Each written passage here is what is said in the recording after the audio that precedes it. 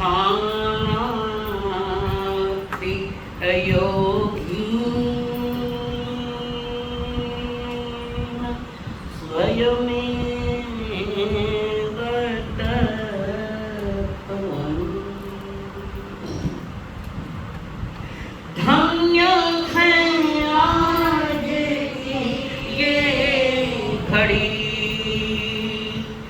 आगम आवाज कानों पड़ी।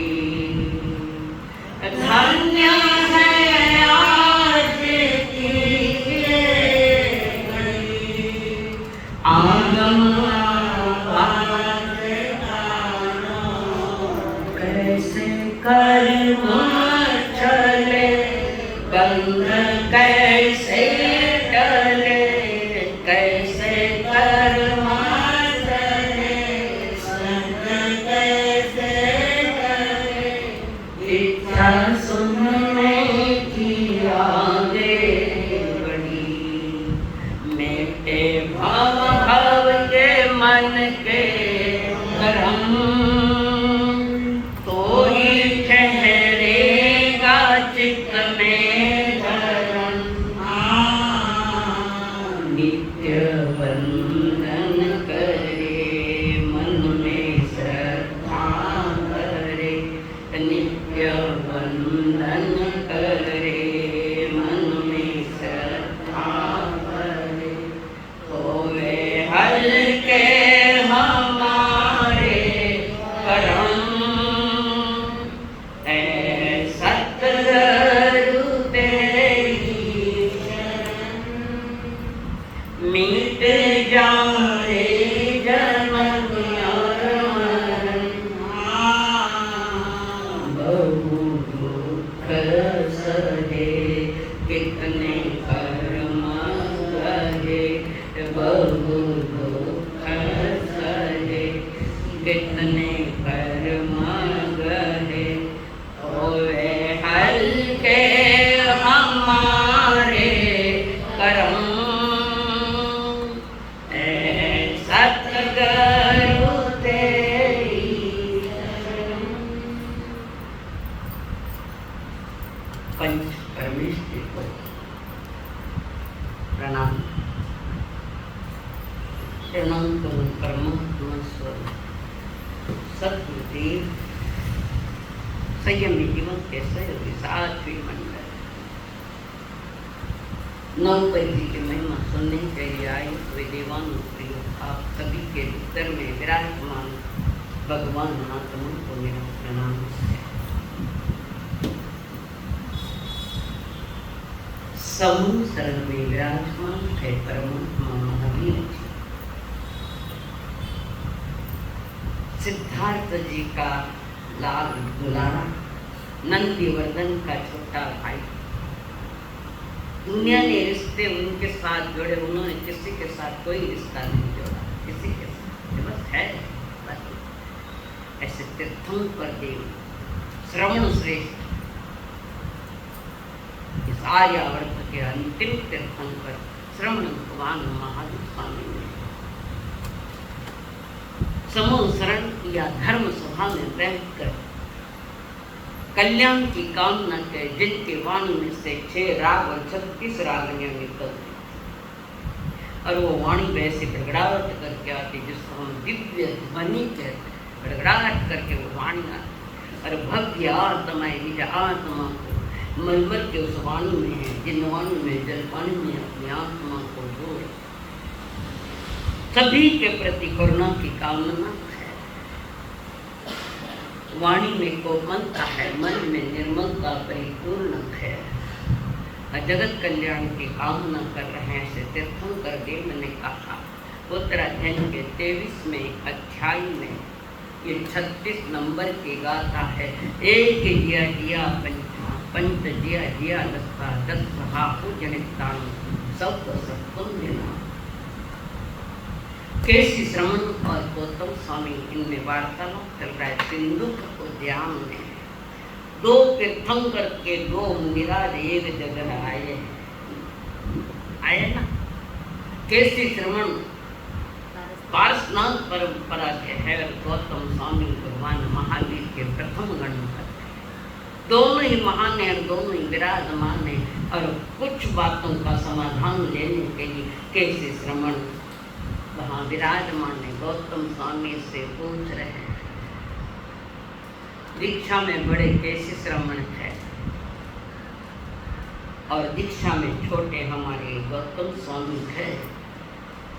तो कैसे श्रमण जी ने जो गौतम स्वामी का विनय किया, बहुमान किया है, बड़ा अद्भुत है, बड़ा। और वे पूछ रहे हैं, दो कैसे श्रवण हुए हमारे यहाँ, एक पार्श्वनाथ परंपरा में कैसे श्रवण और दूसरे जिसने राजा परदेसी को सही दिशा दी थी, कैसे श्रवण। एक दिन इस विषय को हमने छुआ था तो बताया। तो ये कैसे श्रवण जो विराजमान है चार ज्ञान के धनी, अद्भुत। और फिर गौतम स्वामी से भी पूछ रहे, अहो आर्य, पवित्र पवित्र प्रेम की भाषा जहाँ निकल, ज्ञान का ये प्रभाव होना चाहिए। ज्ञान है तो हमारा भाषा में भी फर्क आना चाहिए। एक जय जय पंच पंच जय जय दस्सा दस्सा जनितान सौ सत्तम सत्य सत्तम जना। अब आज गौतम स्वामी जी, मन बड़ा चंचल है हमारा, उस चंचल मन को अंकुश कैसे लगाया जाए। जो मन एक समय के लिए भी स्थिर नहीं होता है, उस पर अंकुश कैसे लगाया जाए। एक किया, एक आत्मा को, मन को जीतना है, एक मन को जीतना है। और मनुष्य का मन ही सबसे ज्यादा उपद्रवी है। पशुओं का भी इतना नहीं जितना मनुष्य का मन बड़ा उपद्रवी है। ये मन दौड़ता ही रहता है। मन की गति बड़ी विचित्र है। इस इतना गतिमान तो संसार की कोई चीज नहीं है। भले कितनी विज्ञान ने आविष्कार कर लिए, पर उनकी भी गति इतनी तेज नहीं जितना गतिमान ये हमारा मन है। और उसको दौड़ने में आनंद आता है। कुछ लोग दौड़ रहे हैं, उसके पीछे और कुछ नौजवान दौड़ रहे। हमने पूछा क्यों दौड़ रहे हो, दौड़ने का कारण क्या है। वे दौड़े दुखों में दौड़ो, ये तुम्हारी दशा है। वे दौड़े दुखों में दौड़ रहे हो। लास्ट में पूछो क्यों, तुम क्यों दौड़ो। वे दौड़े दुखों में दौड़ो। दावणों कट है मालूम को नहीं, दावणों कट है मालूम नहीं, मालूम। बिना मंजिल का दौड़ना भी नादानी से कम नहीं है। बिना मंजिल का दौड़, और संसार में कभी किसी की मंजिल नहीं आई। हाँ, पड़ाव पढ़ते गए, हर जन्म में पड़ाव तो पढ़ते गए, पर मंजिल नहीं है, अभी तक नहीं है मंजिल। मंजिल का पता सिर्फ ज्ञानियों को होता है। वो चलते हैं वर्तमान में लक्ष्य उनका मंजिल के रहते। कटे चालो न कटे थानो ध्यान है, कटने पे दौड़ो खाली ठाको नहीं। दौड़ दौड़ ने दौड़ दिया दातु 100 कोस, दौड़ दौड़ ने दौड़िया दातु 100 कोस। पाछा फिर ने देखे तो गाँव कोस रही कोस। बहुत दौड़ लिए प्रभु के शांत। शरीर दौड़े कोई प्रॉब्लम नहीं, पर मन नहीं दौड़ना चाहिए। और ये सबसे बड़ा उपद्रवी हमारा मन। और उस दौड़ में हर जीव ने दुख का निर्माण किया है। दुखी होना हो तो बाहर की चीजों के साथ जुड़ना पड़ेगा। दुख मेरी आत्मा का कोई स्वभाव थोड़ी। दुख का निर्माता मेरा मन है, सभी का मन। दुख आत्मा का स्वभाव नहीं, तो सुख भी आत्मा का स्वभाव नहीं। आत्मा का स्वभाव कहीं नहीं। काट दो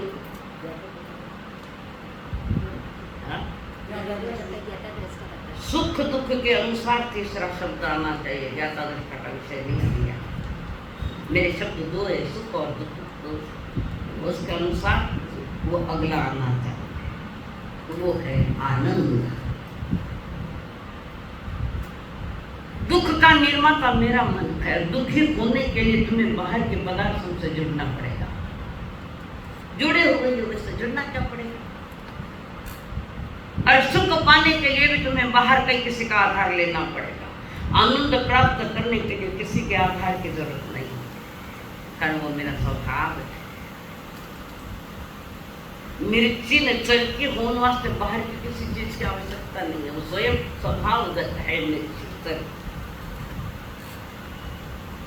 मंत्र एक एक एक एक मन को जीतो, और वहीं हारे हैं हम लोग। क्यों हारे? इस मन से हम क्यों हारे हैं? वो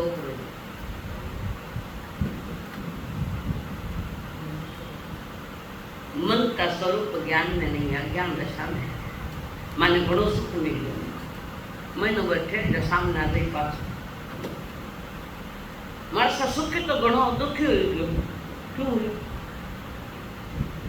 सुखी भी होना है तो बाहर की चीज की आवश्यकता है, पर द्रव्य, और सुखी होना है तो बाहर की चीज का आलम्बन आधार है, पर आनंदित होना है तो स्वभाव है।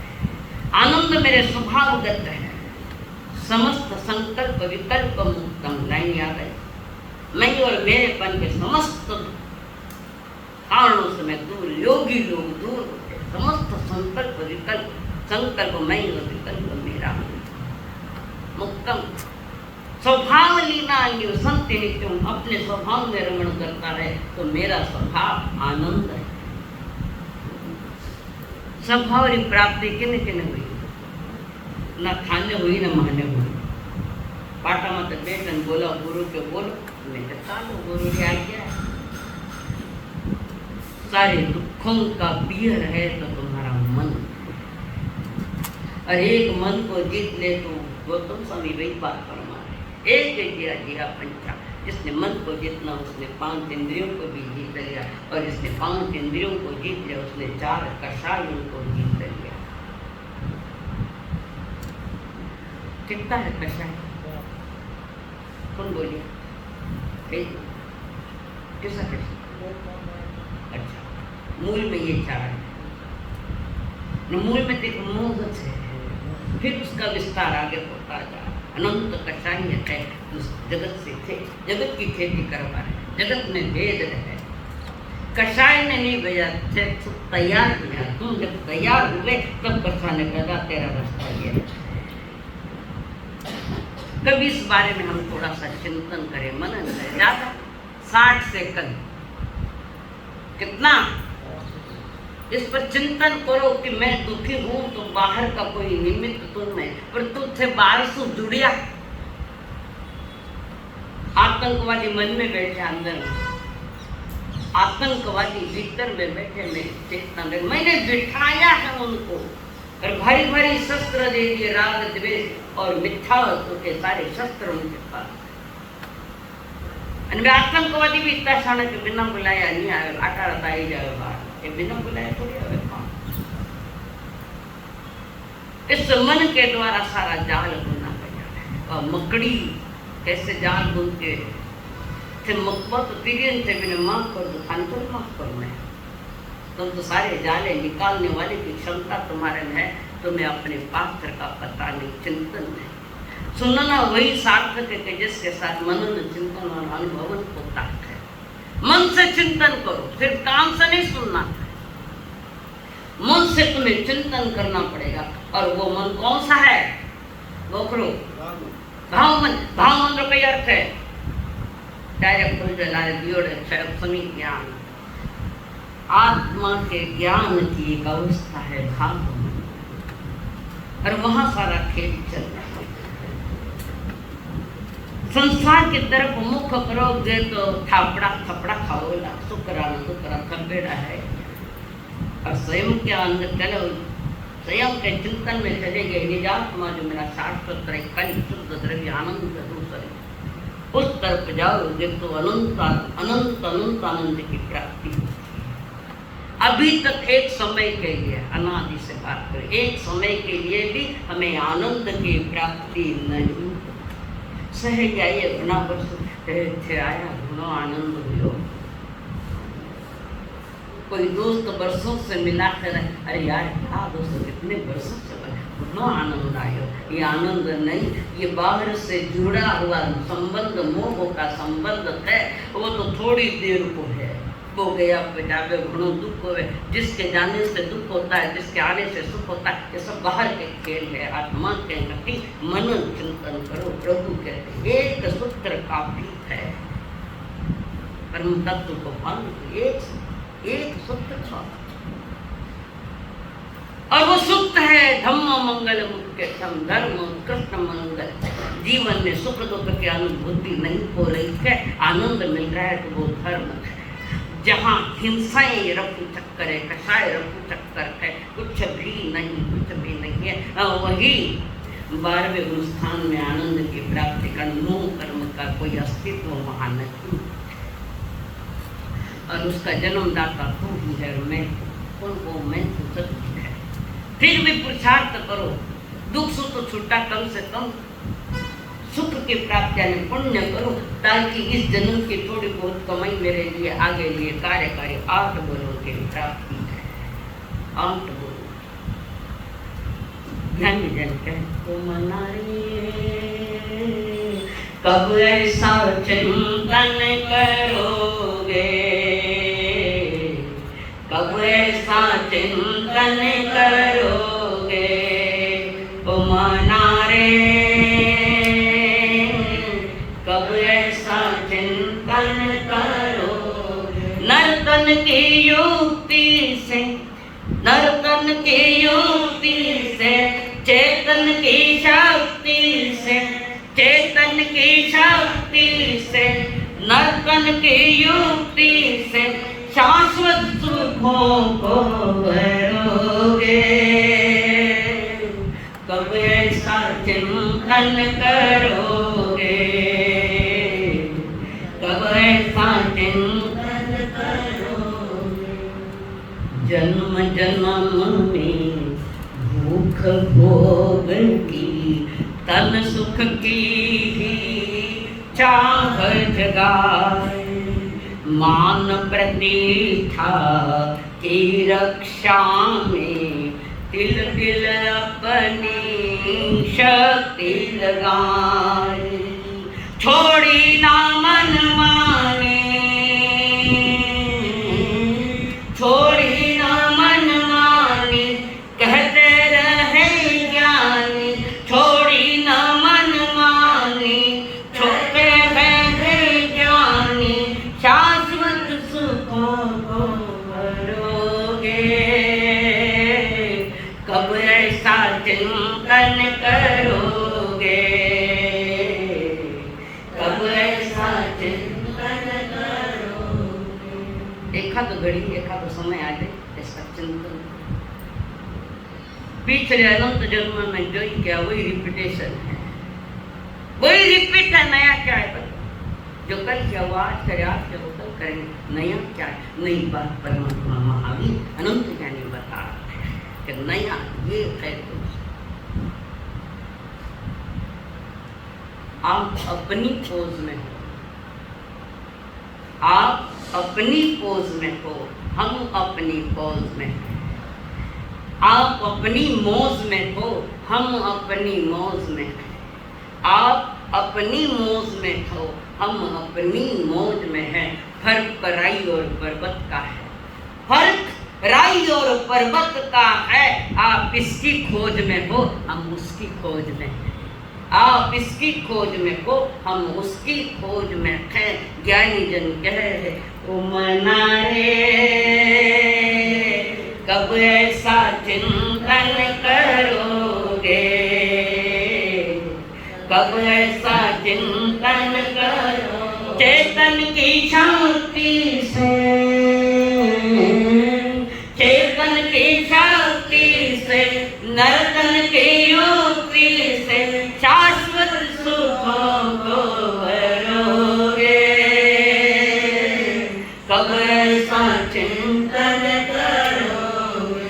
कोई ऐसा चिंतन करोगे। हाथ के जोड़ो, आपको दिन हाथ जोड़े होंगे। हाथ जोड़ने से नहीं होता, चिंतन करो, मनन करो कि जिनमान क्या कहती है। जहाँ दोनों पे हकाला दिया जाता है, दोनों पे निकाला जाता है, वह चाहे सुख और दुख, एक आनंद की प्राप्ति वो ज्ञानी करता है। और सुख और दुख ये दोनों बाहर से जुड़े थे। लाख रुपया टीवी लायो मन सुख मान्यो, नो सुख देख कर मैं लाख रुपया टीवी लायो। 2-4 दिनों थाने 3 डिग्री बुखार है, पहले टीवी बंद कर माथो दुखे। पहले जिसने सुख अनुभव किया वो तो पढ़ने जाना तो घणी सुख अनुभव करियो। आज माता पुछेगी केने पढ़ गई, आप कल पे आ जाते तो घणी सुख। कब ऐसा चिंतन करोगे, सुख दुख का तीर्थ है तो हमारा मन भाव। ये सारा उपद्रव मन का है। और मैं बार-बार क्योंकि जीव का पहले पतन अंदर से होता है, फिर बाहर से होवे या नहीं होवे। सब कुछ मन में जो तूफान उठा है, तूफान के कारण तुम्हारी अज्ञान दशा, तुम समझ नहीं पाए कि सुख और दुख दोनों बाहर की चीजों से जुड़ी है। और बाहर की चीजें तुम्हारी है, किसी ने छोड़ी हो तुमने ली है, किसी ने त्यागी है तुम्हारी त्यागी नहीं, छूट गई किसी के तो तुमने पकड़ लिया। तुमसे भी छूट जाएगी तो तुम्हारी तीसरी पीढ़ी पकड़ेगी, जिसमें तुमने सुख माना। ये सबसे बड़ी नादानी और सबसे बड़ी अज्ञान दशा। एक सेठ जी, एक ही लड़को मन लगे प्रकाश जाया बोले तो घना बोले बीच अच्छा चलो दोस्त पक्का। तो वहां पर सेठ जी खूब पैसा है और एक बेटा है, पर बेटों को भी पता नहीं बाप कने पत्थरों को सो रहे हैं। मालूम बेटा ने मालूम छुपाए चीजें रहे घड़ी। सब संसार बोल तो छुपा छुपा कर्म करना, छुपे हुए कर्म करना ये संसार। और थोड़ा बहुत पुण्य करना है तो छप्पा छप्पा के करे, थोड़ा बहुत छप्पा छप्पा। और पाप करे छुप छुप के, बैलेंस से नहीं बैठ रहा है इसका। रोज एक माड़ा फेरो, मने न्याय करे, मने न्याय करो, माड़ा फेरो तो पाप करो तो मैंने पूछो भाई मैंने क्या वो मैं आ रहा पाप करी क्या देखो। वो तो कोई वाल्मीकि ऋषि का बचपन का जीवन चल, जिनका उज्जवल भविष्य है वो ओपन कर देते, कहीं नहीं तो साधु संतों के पास, पर गंभीर पेटे वाला होना ये भी बात। तो एक सेठ के पास बहुत सारा पैसा, बच्चे को मालूम नहीं, पत्नी को मालूम नहीं, ना बेटा को ने मालूम नहीं पैसों को। एक दिन सेठ जरा मन में आया हमारा पानी पत्रों को सो देखो तो करी। तो उसने अपने दुकान का मेन गेट पहले बंद किया, फिर दूसरी रूम का दूसरा दरवाजा बंद किया, फिर तीसरी रूम का पीछे का दरवाजा बंद किया, और फिर चौथी 5वीं रूम में गया जहाँ उसकी तिजोरी पड़ी थी। कोई ने ठानी पड़ो को मारा कर कितना रुपया ठानी पड़ो, तो वहां पर वो अंदर ठहर गया। वहां बड़ी तिजोरी, बहुत बड़ी तिजोरी, और उस तिजोरी में उसका दरवाजा खोलकर नोट बंद गिन रहा है, नोट और नोट गिन रहा है। ध्यान लगा कर आंख फाड़ फाड़ देखे 500 एक 100 की नोट है। ये आटे कटे गयो थानो, यहाँ क्यों नहीं आ रहा है तुम्हारे लिए? अरे एक 48 मिनट की बात है तुम्हारे लिए, तुम्हें सारे समय संसार को दिया है तो संसार का ही तुम्हें बख्शिश मिलेगा। सुख और दुख और कुछ नहीं है। सुख तो दिखे है, थोड़ा है, दिखे है सुख फिर भी वही सुख मान, दिखे है सुख है दुख भी सुख न दो मां तो भाई घणो सुख है। रोज कितनी चांटा खाओ भगवान जाने, पर थाने चांटा खाने आदत पड़ गई ना तो थाने वो वही थोको लागे। तो वहां पर वो सेठ जी बैठे हैं तिजोरी में धन मोत रहे, करीब करीब आधी नोटे मोत कई 1 घंटा में आधी नोट और पत्रों धन रहे। और अचानक योगा ने योगा ऐसा हुआ, हवा का थोड़ा बाद कचड़ों का कहीं खुला तो वहाँ हवा से झोंका आया, झोंका दरवाजे का बंद हो गया, तिजोरी का दरवाजा बंद हो गया। बड़ो पुरानी तिजोरी है, 50 ना उठावे ना उठी जाए वैसी तिजोरी, ऐसी मजबूत तिजोरी लोहे के। और शेर के अंदर बैठे पैसा पड़ा और मोद रहे तो हवा बंद, श्वास भी नहीं, और श्वास के रुकने से, हवा के रुकने से शेर जी की मौत गई। आवाज दे तो किन आवाज जावे, तिजोरी में आवाज देवे कोई नहीं कि मैंने आओ बारे बार को, तो दरवाजा तो सब बंद कर दिया, कौन आएगा? और आवाज पेली जाएगा कटा दरवाजा तोड़ने के नहीं बुला, परंतु ऑक्सीजन कहाँ से? थोड़ी देर ऑक्सीजन नहीं मिलेगा, नानी आता और शेर जी मर गए उसी तिजोरी में।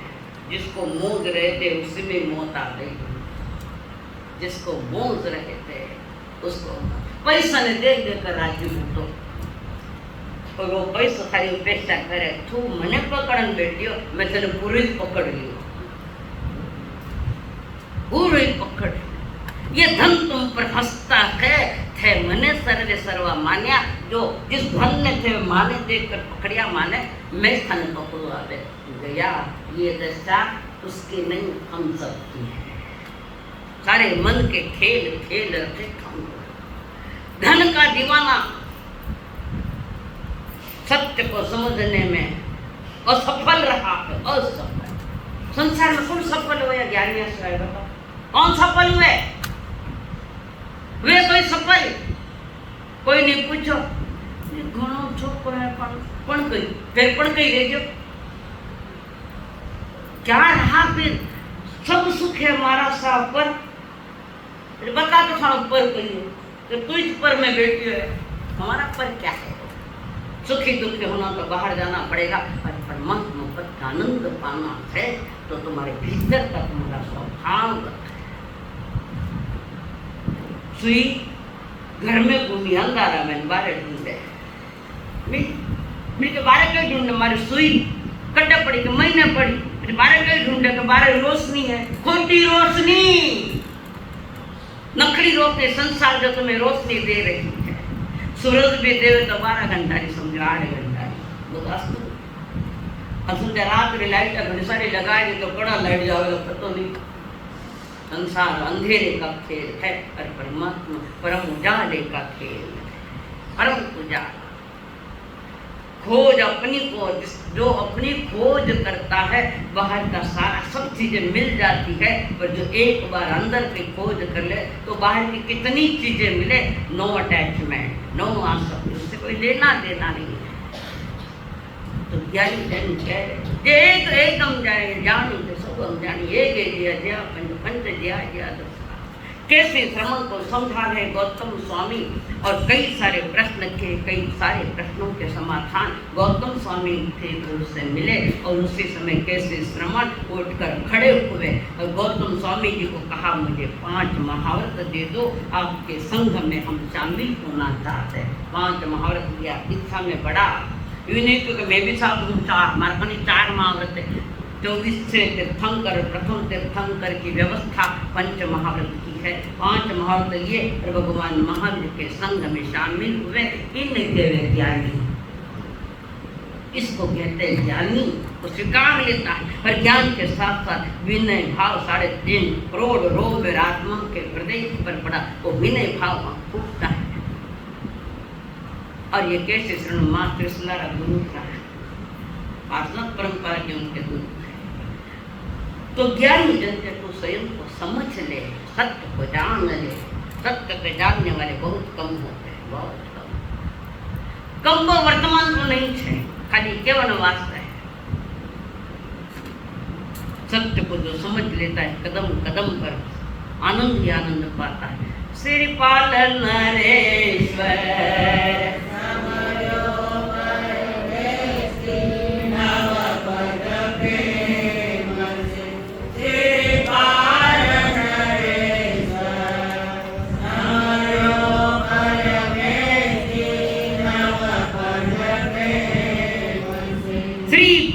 निकले हैं लवाजमा के साथ। सैन्य सेना भी खूब है और हर जगह राजा उनका स्वागत कर रहा है। जैसे जैसे आगे बढ़े नया राजा है कि वहाँ का राजा उनका स्वागत करता है। और अब निकट आए पर राजा बाहर पड़ा है श्रीपाल जी का महासागर जैसी सेना। एक से एक पंडित विद्वान मंत्री सामंत आदि सब उनके साथ में है। और उस समय देखा कि यहाँ का राजा आया नहीं, मेरा स्वागत करने के लिए। नहीं हो घर में जमाई आवे साड़ा जी स्वागत करने नहीं आवे तो कितनी गाड़ियां दे। पहली बार आया हमारा स्वागत नहीं, थारो स्वागत तो परमात्मा महावीर जी कर दिया है। जनवन बाहर के स्वागत तो क्षणिक है, एक बार करी, 2 बार करी, 3 बार, आपको दिन खाना स्वागत तो कर सकते हैं।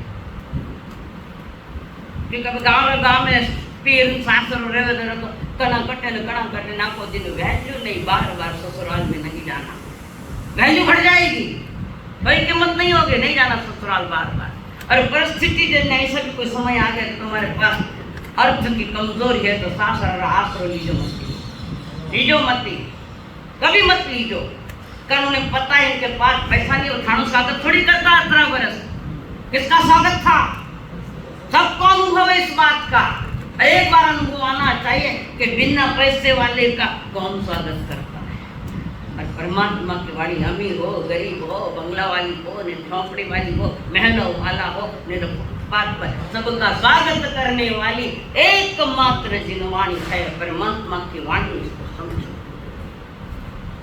संसार में धन कने धन है तो थाना सासरा वाले स्वागत है। पधारो जीजा जी पधारो। एक बार गाओ पाछो कि थाने कने पैसा कोने मालूम पड़ गयो, धन में धन गयो, आईपीएल सट्टा में पैसो गयो, रवनी में पैसो गयो, जीएसटी में पैसो गयो, और પછી રામ સાક્ષી તો થાन ककरो स्वागत नहीं।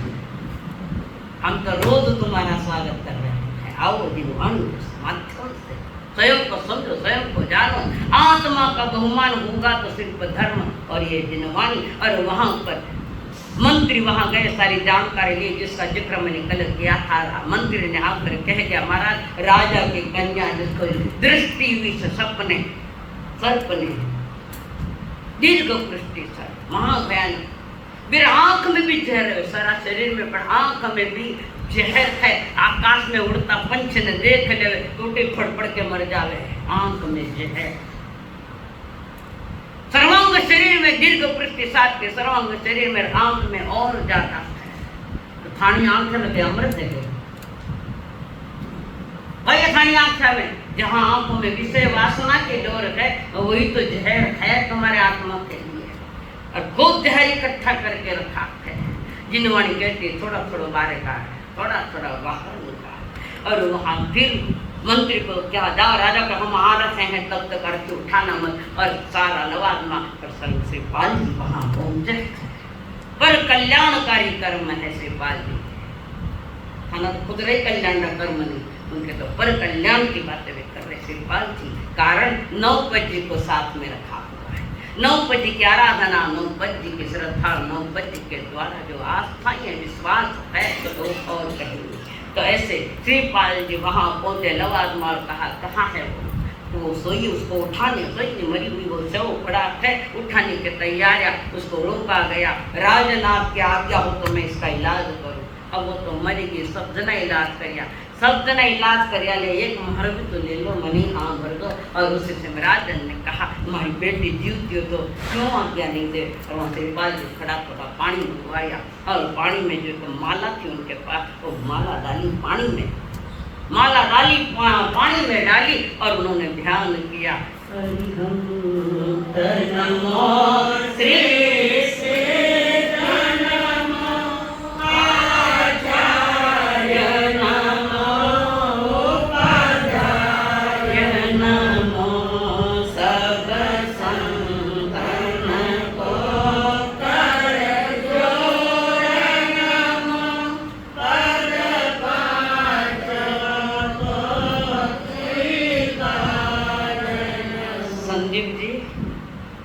प्रार्थना माते मोबाइल रखे, मोबाइल माते प्रार्थना कार्ड तो इसको उठाओ, प्रार्थना कार्ड नीचे नहीं रखो, मोबाइल रखो। जो थाने महत्वपूर्ण मोबाइल दिखे है ना, कोई किताब नीचे नहीं रखना।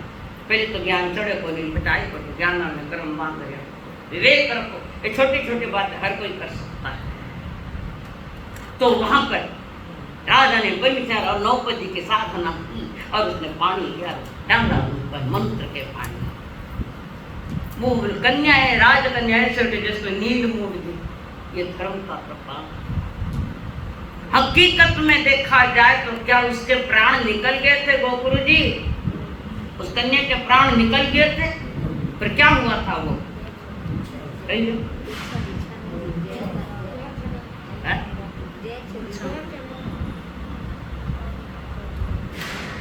वो संघात कई नाम समुद्घात, मारणांतिक समुद्घात कहते हैं। मूल जो उसका वो नाभि के पास उसके पास है, आपने देखा वो बाहर और आत्मा प्रदेश से बाहर निकले थे, इसको मारणांतिक समुद्घात कहते हैं। कई बार कहो मरियो तो जिंदो हो, मरियो को नहीं हो, मूल उसके जैसे रबड़ का मूल रस्सी मेरे हाथ में और मैं खींचता है, मूल जब तक नहीं छूटता तब तक वो वापस आ सकता है, और मूल कोई छोड़ दे तो वो रबड़ गया। ऐसे ही मूल जो हमारे 8 रुचक प्रदेश, जिसको जो नाभि के पास उसका कहता है, उस पर कभी कर्म आवरण आता नहीं, और एक बार वो निकल जाए तो वापस आता नहीं, और नहीं निकले तो आत्मा प्रदेश वापस आ जाता है।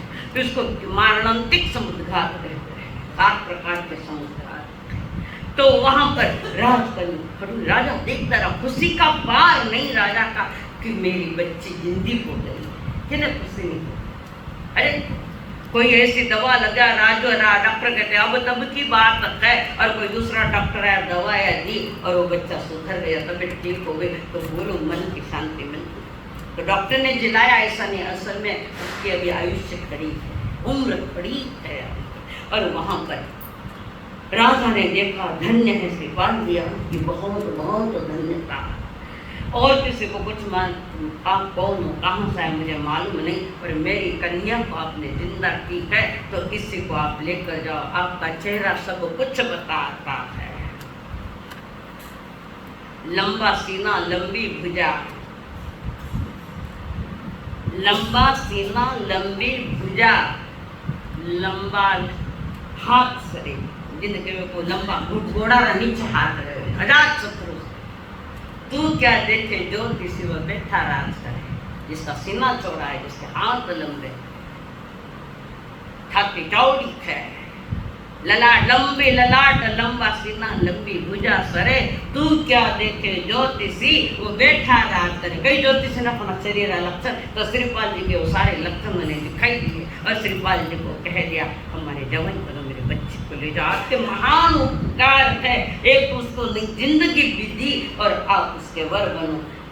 उन्होंने सारी बात की, श्रीपाल जी ने तो पहचान गए हम आपको, आप कौन कैसा, और शादी करी। जाता जाता फिर एक मिल गई, कितनी हुई? 8 महीना सुंदरी हाल आई कोई है। 8 में 5 सखिया, तेरे जने में जाए सब कुछ दे रहा। तो वहां पर ये निकला वहां तमाशा, राजा ने खूब भेंटना किया, एक तो बेटी को जिलाने का और एक उसके साथ शादी पानी ग्रहण किया, तो राजा ने उसको खूब भेंटना किया। अभी तक किसने नहीं दिया, इतना भेंटना उसको आया, और उसके साथ ही सारा लवाजमा निकला है। अब चंपा नगरी उज्जैन की ओर सारा लवाजमा निकला, जहाँ उनकी मैना सुंदर पत्नी और माँ कमल प्रभा, जहाँ उनके 12 वर्ष निकट आया हुआ है, समय निकट आया है। और फिर और उन्होंने सारी उज्जैनी नगरी को घेर लिया। मैना परेशान थे, कौन आया, पर चक्री का जोर है, चारों तरफ सेना आई हुई है और नगरी को घेर लिया। पता नहीं क्या होगा, कहाँ मेरा बेटा श्रीपाल है, पता नहीं वो सिर वीर कहाँ गया है, और उसके आंखों में आंसू है। इतने में मैना सुंदर कहती है, माँ रोने का क्या कारण, पर चक्री ने घेरा है और श्रीपाल भी यहाँ नहीं है, पता नहीं हो कई सुबटों को हराने वाला मेरा बेटा श्रीपाल कहाँ गया। माँ चिंता मत करो, जल्दी आएंगे। हमने कहीं केवल ज्ञान में तो नहीं, मैंने केवल ज्ञान नहीं, पर संकेत तो मिलियो। डावी मारी आँख फरुके डावी मारी आँख फरुके कवड़े तो बोलो है कालो का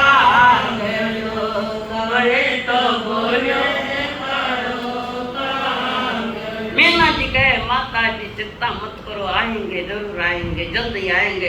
प्रमाण है कि हमारी डाली भुजा पड़ के डाली आंख पड़ के केवल कोई भुजा लुगाई डाली आंख मोटा जी मरिया तो डाली आंख पड़ के तो कोई सुकून संदेश आने वाला है। भुजा भी मारी फड़क रही है माँ, थारा मुंडा में घी गुड़ गालो बेटा, तुझे शुभ समाचार हमने दे दिए और ये सत्य हो जाए। इतने में बाहर से आवाज आई, कारण वहाँ बैठे हैं सारे नृत्य मंडली बैठी है, सारे लोग बैठे, तंबू ताना हुआ है। और श्री बाल जी को याद आई कि अभी मैं अगर उसको जाकर दर्शन नहीं दूँ तो जो कोल किया था, जो मैंने वचन दिया था कि अमुक दिन में जरूर आ जाऊँगा, तुम्हें उस समय भी याद आया है, कहीं मैना सुंदरी दीक्षा न ले दे मेरे लिए। तो उसी समय वहां से वो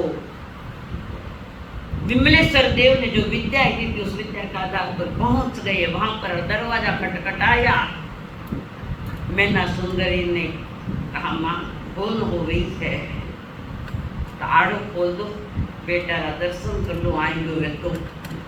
आड़ो खोलो न सामने से बाल खड़ा, माँ के आंखें भर आई हर्ष के आंसू और सीधे अपना सर माँ के चरणों में रखा।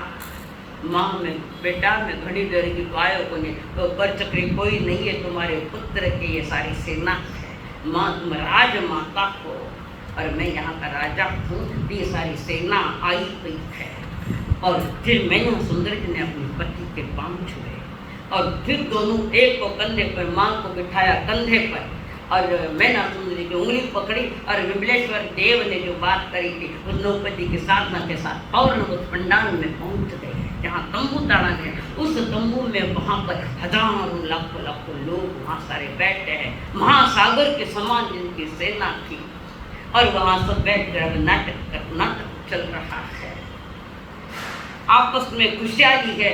माँ को मैन चेयर पर बिठाया है, राजमाता के लिए राज सिंहासन पर बिठाया है। एक तरफ मैना बैठी है, बाकी सारी सखियां वहाँ बैठ के जो 8 और ये 5 से 13 सब वो बैठी हुई है। और उन्होंने मैना जी के पहले माता जी के पाँव छुए कि ये सासू है और फिर अपनी बहन बड़ी बहना मैना सुंदरी के पाँव छुए और वहाँ सब नाटक मंडल कुछ न कुछ किया जाए। इसी बीच श्रीपाल जी ने संदेशा भेजा मैना जी के माता पिता को, मैना जी रा माता पिता संदेश है भेजा आओ। और कैसे भेजा के कंधा माथे कुराड़ रखना है, कुलाड़ी रहे कुलाड़ संदेशा भेजा और उसी के साथ उनको बुलाया, रखाया बाजू में, उचित आदर दिया, सम्मान किया। बड़ा घराना बेटो है श्रीपाल, संस्कारी खानदानी परिवार को लड़कर आप भी अपनी खानदान तैयार कर सकते हो। मैंने नो टाइम પછી બેટો કહેલા પાપા મારે ટાઈમ બને મને ફેક્ટરી में जाना है। और श्रीपाल जी उनको बिठाया, उचित सम्मान दिया, खूब आओ बहुत वो खुला रखने के लिए क्षमा मांग। आपकी बेटी ने मैना सुंदर ने कहा था मैं आप कर्मी और आप कहते थे बाप कर्मी है। और दूसरी बहन भी उसने कहा था मैं बाप कर्मी हूँ आप कर्मी नहीं। रूप सुंदरी ने ये कहा था, जो सौभाग्य सुंदरी थी कन्या रूप सुंदरी, वह मिथ्या मत वाले ने मैना सुंदरी जिन साना निकलेगा शब्द निकले जिधर सीटा नहीं लाल बटन बंद। तो वहां पर स्वागत है और नाटक मंडली चलो वे भी आ गए। और जो भाग गया था उनका साड़ू, श्रीपाल जी साड़ू जो रूप सुंदर धनी भाग दिया। पूछा वहां पहले नाटक मंडली दिखा रहे, सारी नाटक मंडली आई है। बब्बर देश के राजा जिसकी कन्या मदन सेना, जिसको दहेज में तो नाटक मंडली दी गई थी। दहेज में पहले देवता दास एक नाटक मंडली भेंटना के रूप में दी गई। और वो सारी नाटक मंडली सबको बुलाया, हमको नाटक दिखाओ। अब सब नाटक देखने की तैयारी में है। तो वहां पर जो मूल थी नटी जो नाटक दिखावे वो नाटक नहीं कर रही है, वो नाचने के लिए तैयार नहीं है। मूल नटी और वो पुरुष थी रूप सुंदरी, बेच गई, बेची गई। जो कहते हैं मैं बाप कर्मी हूँ, उसकी ये दुर्दशा। परमात्मा महान के हर जीव अपने कर्म का निर्माता है। ये तीर्थंकर नहीं राव रंग गणता, महाराज कर्म बलवंता कहा जाए। कर्म बलवान है, पर ज्ञानी कहते कर्म बलवान की अपेक्षा तुम्हारी आत्मा बलवान है। तो वह कह कहाँ मालव कहाँ शंख फूल, कहाँ बब्बर कहाँ नट, सुर सुंदर नटवी बनी।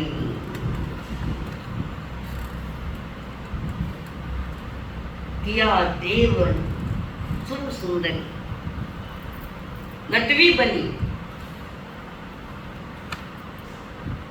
वो कर नहीं रहे तो फिर उसने ये दोहा बोला। फिर मैना जी के ध्यान में आया ये तो मेरी बहन है। दो लुगाई थी ना मैंने राजा ने, एक नेक नेक नेक। तो वहां पर जान कर ली और सारा इतिहास पूछा ये कैसा हुआ।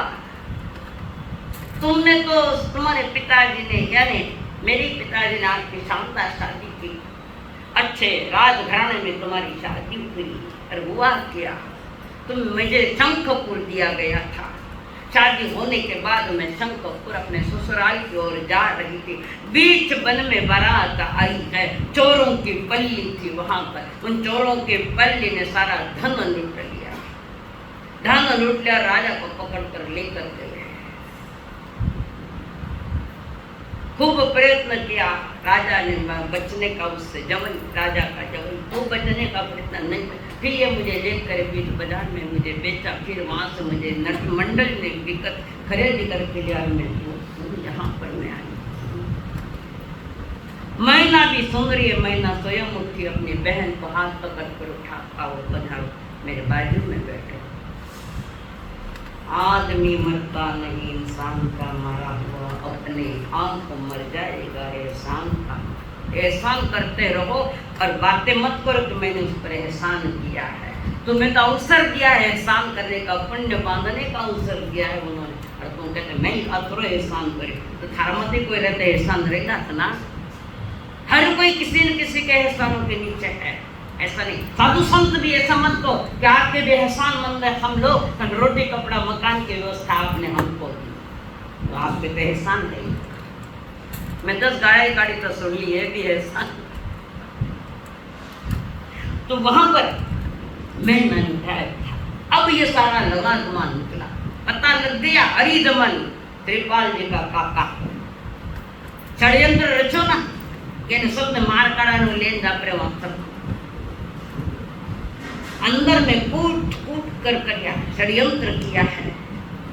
और ये पता लग गया था खास दासी को, तो उन्होंने बाहर निकाल दिया, अंडरग्राउंड से बाहर निकाल दिया दासी ने। दासी को भी दासी मत समझो, कब किसके उपकार हमारे ऊपर होंगे कह नहीं सकते। एक इंद्र के महान उपकार है तो जीवता ही नहीं रह सकता, नहीं है एक इंद्र के उपकार। पृथ्वी पैसों कमायो, सोना चांदी माना, पानी प्यास बुझाई, सबसे बड़ा उपकार इसे हवा है, ऑक्सीजन जिसने वनस्पति का उपकार जिसने भोजन दिया तुम्हें, अग्नि ने तुम्हारा भोजन पकवाया। सब जीवों के एहसान, अनंत जीवों के एहसान है, उनकी रक्षा करो। ज्ञानी जन कहते हैं उन जीवों की रक्षा करो।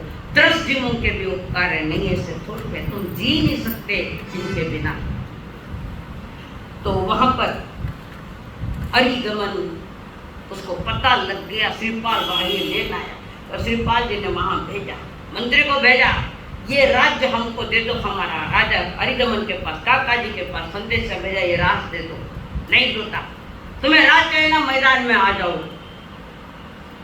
मैदान में आओ, फिर वहां निर्णय होगा मैदान में। जैसे भरत महाराज और बाहुबली दोनों में चला। मंत्री ने कहा था ये लड़ाई भाई भाई की, बेचारी अन्य सेना को क्यों मारे, तुम दोनों भाई निर्णय करो तुम्हें क्या करना। ये सूझबूझ उन मंत्रियों के प्याज कटे, निमरते निमरम जाते, ये हिंसा है, और जहाँ तक हिंसा है तब तक तुम जैन धर्म के धारी नहीं हो। तो वहां पर सारी बात बताने के बाद भी अरिगमन ने संदेश दिया, उसका मंत्री समझा रहा है, जो मिला हुआ था मंत्री पहले उसके षड्यंत्र में। मंत्री ने कहा तुम इनके खिलाफ मत लड़ो, महान शक्ति महासागर जैसी सेना है, तुम ये बंद करो, ये मत करो काम। समझ जाओ। हरिदमन कहता है नहीं मैं युद्ध लड़ूंगा। बड़ेरा मोटा लोग कितनी भी सलाह देवे तो बिना माथारा लोग बड़ेरा की सलाह नहीं माने। पहले जमाने में बड़ेरा लोग सलाह मान तक नहीं मानता, कई मानता कि रोज स्थानक में जाऊं क्यों? अरे वे मुसलमान गए थे मस्जिद में जावे, जुम्मे के जुम्मे मस्जिद में, तो वहां पर नहीं माना, युद्ध करूंगा। और गया अपनी छोटी सी सेना, वहां तो महासागर है, कटे तारा ने कटे सूरज कोई बराबर बैठे है, और वहां पर सारी सेना वहां तैयार है। इधर हरिदमन उसने कहा सब चुप रहो, मैं अकेला लड़ूंगा। पर देख लिया अपनी कुछ नहीं चले, जाकर श्रीपाल जी के चरण छुए। काका भतीजा पगा पड़े। बड़े राज ने अपना पगा पड़े ने कभी लगाऊंगी जो मत भले ही बड़े लोगों की गलती हो सकती है, समय करता बुद्धि काम नहीं करे तो संपन्न जाए। बड़ों को कभी झुकने मत लगाओ, कभी मत लगाओ, तुम्हारा कल्याण हो सके। बड़ों का बहुमान करो, भले वो गलत में है, मेरा कर्म मेरा साथ है, हम सत्कर्म खाना साथ है। तो हरिदमन उनको भी लिया और फिर सारा लवा नगर में आया। चंपा नगरी पधार गए। चंपा नगरी अपने राज्य में सारा के सारा लो बहन ये सुहागनिया मंगल गीत गा रखू के बधा के ले रखे। इतनी बड़ी सेना, ये राजा, ये राज कन्याएं जो वहाँ की बहुएं बनी है चंपा सारी को देख देख कर जनता धन्य धन्य। लुगाया तो देखती रही, कोई रूप है लुगाया खाना खाने रूप बोली को ब्यूटी पार्लर में जाओ, नकली रूप लेकर आओ, असली देना रूपन शोभे शीर बिनारे सुमिरन कर ले शील स्वरूप शोभे। सब शीलवती सत्यान जो 16 सत्याएं एक से एक रूपवान, बाहर का रूप नहीं था, उनके सत्कर्म का शुभ नाम कर्म का उदय, तो उनके पास रूप था। मानो रूप वो कुरूप है जो कभी स्वरूप में लावने जा रहे, ना कुरूप ना स्वरूप, स्वरूप में रमना एक अंत देव एक भगवान। और वहां पर फिर राजा ने हरिदमन ने देखला मैंने युद्ध किया, गलती करी। मंत्री ने समझाया, बहुत मंत्री का अगर मैं मान लेता तो विषय नहीं आता। और युद्ध क्या, हजारों लोग मेरे कारण मर गए और उनको संसार से ग्लानि हो गई। हरिदमन काका को और अपने भतीजे की आज्ञा लेकर दीक्षित हो गए काका जी। हरिदमन मुनि बन गए और मुनि बनकर वहाँ से विचरण करके घूमते घूमते कुछ समय के पश्चात वहाँ पर काका हरिदमन जी 3 ज्ञान के धनी बने हुए हरिदमन जी चंपा नगरी में आए। श्रीपाल जी ने उचित स्वागत किया। सारी जनता मुनि जी के स्वागत में है कि मुनि पधारे है। श्रीपाल जी के संसारी काका जी और मुनि हरिदमन जी ने औधी ज्ञानी 3 ज्ञान के धनियों ने जिन देश ना सुनाई और जिन देश ना होने के बाद श्रीपाल जी वहाँ बैठे हुए हैं और मंगल नमस्कार करते हुए गुरुदेव यूनिक वो काको सानी जाता होता है। गुरुदेव आप पधारे ज्ञानी को, मैं आपने कहीं पूछना चाहूँ, कुछ बताओ ना मैंने। बोलो क्या बात है, क्या बात। तब राजा ने अपने सारे प्रश्न के, इस भव के जो प्रश्न थे वो सारे प्रश्न थे कि मेरी ये दुर्दशा क्यों हुई। कभी पानी में गिर गया, कभी किसी ने तीर मारे हैं, कभी कुछ संकट आए, कभी कुछ संकट आए, कभी सुली मिली, कभी किसी ने भांड कहा, कभी किसी ने कुष्ठी कहा। ये मैं कुष्ठ रोग हुआ, इसके पीछे क्या कारण है। तब मुनिराज ने कहा, हरिदमन जी मुनिराज ने कहा, अहो श्रावक जी, राजा तो श्रीपाल जी नहीं, राजा अहो श्रावक, साधु की भाषा तो यही है, श्राविका जी श्रावक जी। आगे तो सबसे ऊंची भाषा तो मैं लोग बोला। अरे तुरे की भाषा साधु के पास, भाषा में कभी भिखारीपन रखो, अमीरता, तुम्हारी भाषा भी तुम्हें सफलता दे सकती है। तो ये क्या बना इतने संकटों से इस भव में आए।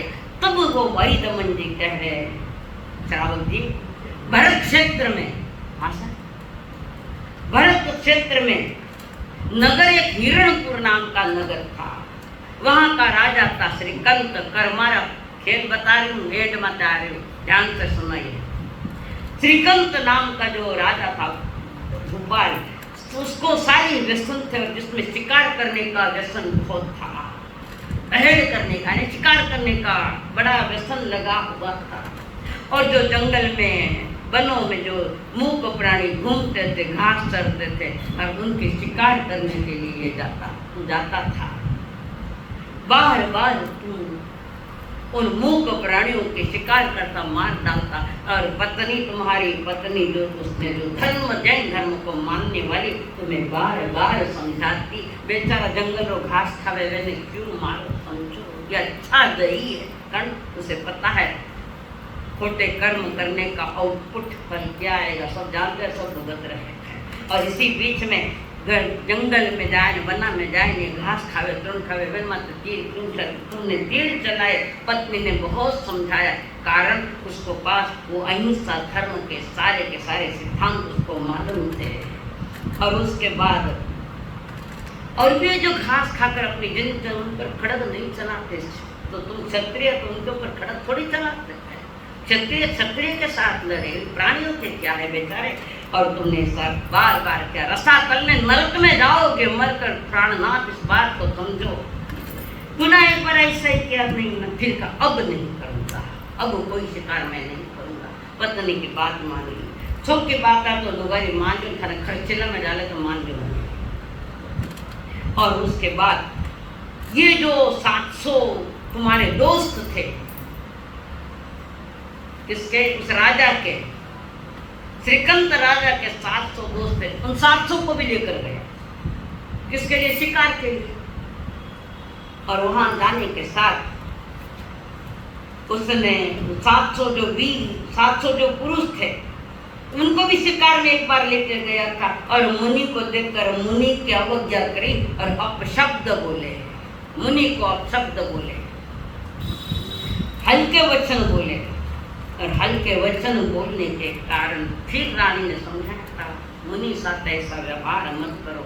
कभी कभी सही मुनि के होते नहीं, ऐसा नहीं है, कभी तो नहीं है। पहले का गवा में काम करा था, वे काम करा में गो है, ओ कर पड़ी, ये फर्क हुआ। तो वहाँ पर मुनि को अपशब्द बोले, तुमने बोला इसलिए तुम्हें भी अपशब्द सुनना पड़ा। एक बार पुनः तुमके बावड़ी के ऊपर एक मुनि राज बैठे हैं, उनको कहा, ए कोड़िया, तुमने उसको कोड़ी का, तुम्हें ये भुगतना पड़ा। और तुम्हारे सारे दोस्त 700 साथी सभी को कोड़ी के दो। ये दुनिया गोल है, यहाँ से तीर छोड़ो तो दुनिया अपने पास आता, दुनिया गोल है। और वहां से उसके बाद एक दिन तुमने मुनिराज को पानी में डाल दिया, बेमतलब पानी में डाल के ढकल दिया। और ढकल देने के साथ चले फिर तुम्हें दया आई, तुमने पानी से बाहर निकाला। इसी कारण तुमने मुनि को डाला तो तुम्हें समंदर में करना पड़ा। ये कर्म का खेल है, समझे इस बात को। और फिर ये सब होते साथ एक दिन मुनिराज तुम झरोखों में बैठे महाराज श्रीकंत, और एक दिन झरोखे में तुम बैठे और एक मुनिराज भिक्षा लेने के निकले और झरोख से दूर जोर से पुकारा, इनको पकड़ो और वध पर ले जा, डाल दो इनको, मार डालो इनको। कोई कारण इनका बैठे बैठे आदमी अज्ञान दशा में इतनी अक्कल नहीं रखे कि और फल कहीं हासिल करती वक्त क्यों न सब ने शर्म इस दुनिया में, सबको शर्म है पर कर्मों को शर्म नहीं है। वो तीर्थंकर कुछ नहीं देखता मेरा हिसाब किताब कर, दुनिया में सब ने शर्म आ गई, कर्मा ने शर्म नहीं। और वहां पर मुनि को मारने के बाद रख दी। फिर तुम्हारी पत्नी आई, वो आई, तुम्हें समझाया क्या कर रहे हो बे मतलब के मुनिराज को तुम मार रखे को। और आदर पूर्वक उस मुनिराज को लेकर आई पत्नी, और पत्नी लेकर आई, आदर सम्मान किया। गुरुदेव मने माफ कर, जो हमारा धनी ने समझ नहीं अज्ञानी है वो मारने की ये बात रखी। समझाया राजन को भी, वहां भी समझाया उसको। तो तुम्हें मारने के बाद वध पर ले गए तो तुम्हें भी वध पर जाना पड़ा, तुम्हारा भी वध होने वाला था। वो भांडों ने बनाया ना हमारा बेटा है करके, तो वध स्थली बताई राजा ने। तो उसी कारण गुणी आत्माओं पर अवगुण करे, कजी की वो सिफारी थी। और फिर वो जो सासों ने उनको भी कुश्ती करा, यही वजह के तुमने मुनिराज को रही कोड़िया ने कुश्ती कहा था। तुमने मुनिराज की निंदा की तो तुम्हारी भी निंदा उन भांडों ने की थी बड़ी सभा में। भांडों ने तुम्हारी निंदा करी कि मारो बेटो है मारो, किसी कारण हो भले वो लालच में आए किसी में आए, वो लालच का प्रश्न नहीं, कि तुम्हारे कर्म का उदय है। सारी बात मुनिराज ने उसको समझाई। श्रीपाल जी कर्म करो, कर्म करो पर ध्यान रहे, छूटे ना इतनी भरो हवा के गुब्बारा फूटे ना। कर्म करो पर ध्यान रहे, छूटे ना इतनी भरो हवा के गुब्बारा फूटे ना। ये 2 लाइन भी जिंदगी में याद है तो तुम्हारा चातुर्मास करवाने की सार्थकता। और फिर सारी बात समझाई और कहा श्रावक धर्म लिया, व्रतधारी बने, 9 बजे की आराधना श्रीपाल जी करें और वहां से आयुष्य पूरा करके देवलोक में जाएंगे। वहां से आयुष्य पूरा करके मनुष्य जन्म, पुनः आयुष्य पूरा करके देवलोक में, पुनः देवलोक से मनुष्य भाव में आएंगे। तुम आओगे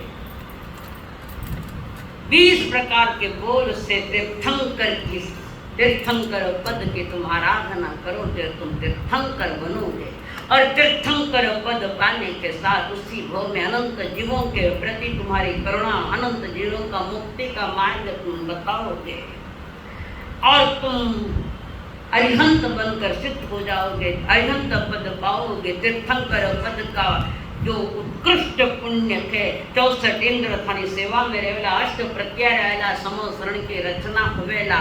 इन चीजों से हमें कोई लेना नहीं। कितना तीर्थंकर, कितना ये इंद्र आवेला, अष्ट महाप्रत्याय होवेला, अमुक वाला, ये कुछ नहीं। तुम्हारी पूजा तो होगी तुम्हारी अरिहंत पद के कारण। ये बाहर की चीजों से तुम्हारा कोई बहुमान नहीं होगा, तुम्हारा बहुमान होगा तो आप अनंत ज्ञानी बनोगे, अनंत दर्शनी बनोगे और कर्म खपा कर तुम सिद्ध पद पाओगे।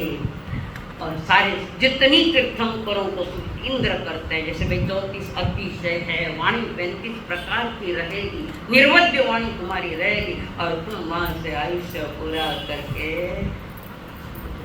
अरिहंत नमो से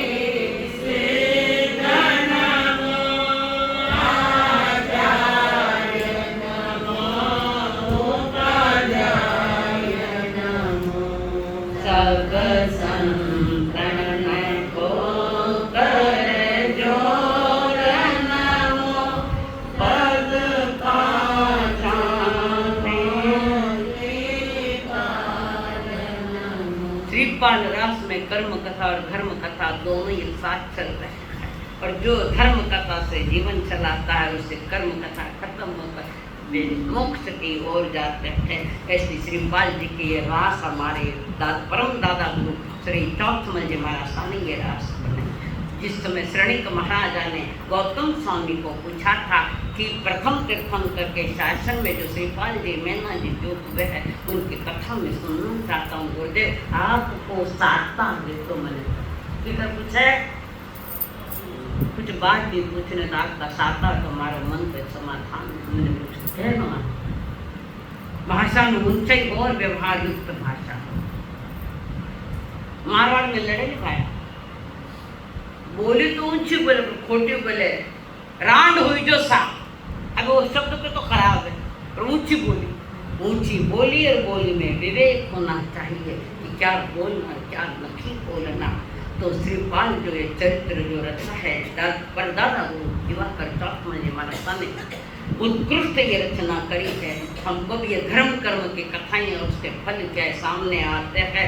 सुनियो नव पदरो प्रभाव साथ आयम बिरल गाव थाना गीत लगावा सा साथीरा थाना गीत लगावा श्रीपाल दिखाना गीत लगावा पगले पगले कर मासूम झूंझा की दीवार हार कभी नी मानी राजन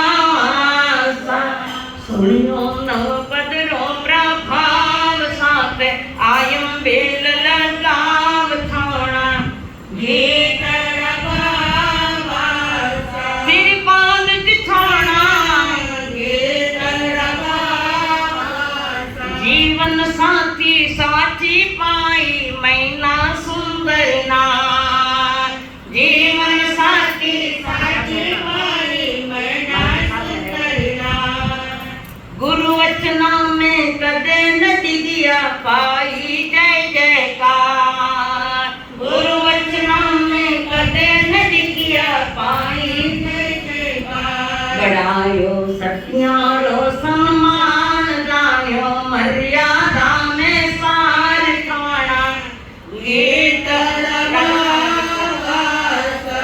श्रीपाल सिखाना गीत अरिहंत सिद्ध आचार्य उपाध्याय साहू नमरो ध्यान अरिहंत सिद्ध आचार्य उपाध्याय साहू नमरो ध्यान दर्शन ज्ञान चारित्र तप है साध करो श्रृंगार दर्शन ज्ञान चारित्र तप है साध करो श्रृंगार कीनो आत्मरो उत्थान पायो सत पत्थरो थे ज्ञान खाना गीत श्रीपाल सिखाना गीत जठा तक धरती अंबर गाजे गरजे खानो नाम जठा तक धरती अंबर गाजे गरजे खानो नाम धर्म वीर बन झंड फहरायो ध्यान बानी और शान धर्म वीर बन झंड फहरायो ध्यान बानी और शान ध्यायो चारित्र धर्म महान पाए मुक्ति रोथे स्थान खाना श्रीपाल सिखाना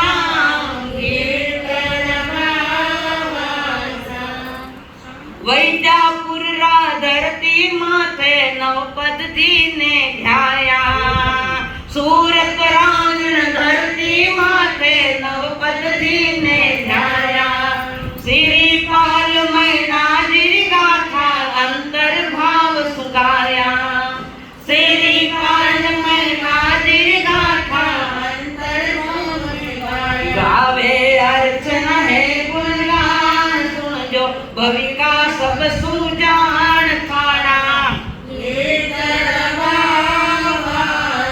श्रीपाल सिखाना गीत सुनियो नवपदरो प्रभाव साथे अम्बिल सोन गाव थाना श्रीपाल सिखाना गीत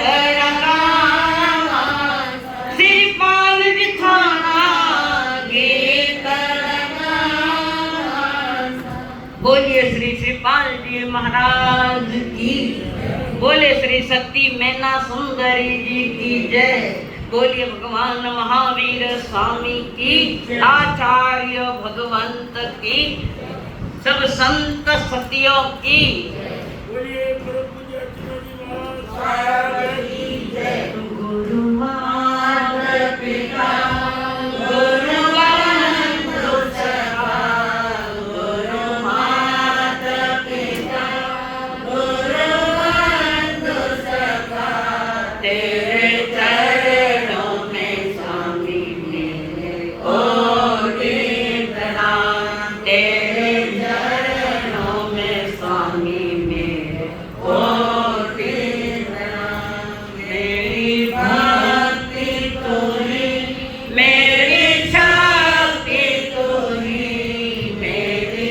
भक्ति तोरी मेरी शक्ति तोरी तेरे चरणों में स्वामी मेरे कोटि प्रणाम तेरे चरणों में स्वामी मेरे कोटि प्रणाम। हाँ सर 15 दिन में ये राग साहब के सामने हमने रखी कि अध्यात्म में कोई गलत शब्द निकला है एवं